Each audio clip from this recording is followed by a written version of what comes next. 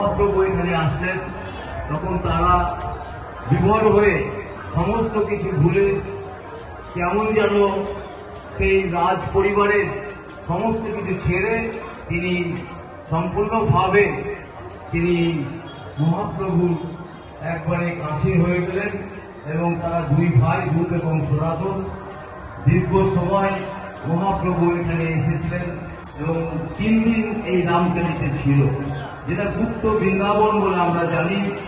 বহু মানুষ অজস্র ভক্ত তার সাথে সংকীর্তন করেছিলেন এবং সেই সময় এই দিক দিয়ে তিনি নাকশাল দিয়ে নীলাচলে চলে গেছিলেন। তার মাহাত্ম্য আমরা ভুলব না। তিনি দীর্ঘদিন এখানে ছিলেন বলে আজকে একটা আমাদের কাছে তীর্থস্থানে পরিবর্তন হয়েছে এবং তীর্থস্থানের মতো আমরা মনে করি। হাজার হাজার মানুষ সারা বাংলা ভারতবর্ষ থেকে এই রামকেলিতে আসে।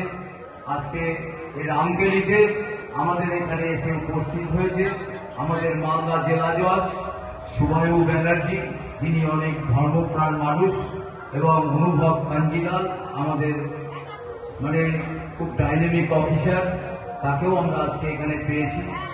আমরা এখানে অনেক ভক্ত আছে।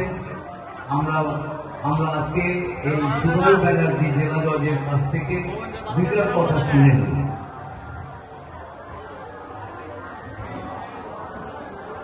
নমস্কার। সমস্ত ভক্তবৃন্দ যারা এখানে উপস্থিত আছেন তাদের সবাইকে আমার আন্তরিক শুভেচ্ছা, এবং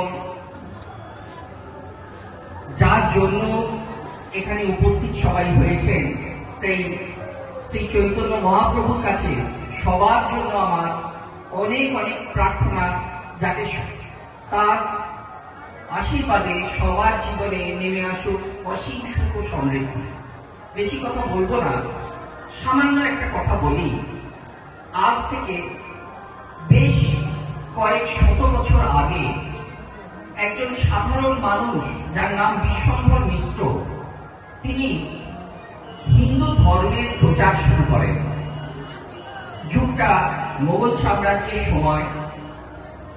তিনি মনে করেন, এই বিশ্বম্ভর মিশ্র মহাশয় সেই সময় মনে করেন যে হিন্দু ধর্ম বিপন্ন, নিজস্ব কৃষ্টি বিপন্ন, প্রতি জায়গাতে শুধু বিনাশের ইতিহাস রচিত হচ্ছে। সেই জায়গা থেকেই এই বিশ্বম্ভর মিশ্র আস্তে আস্তে হয়ে ওঠেন শ্রী চৈতন্য মহাপ্রভু। ভাবুন, আজ থেকে প্রায় 500 বছর আগে যে জায়গা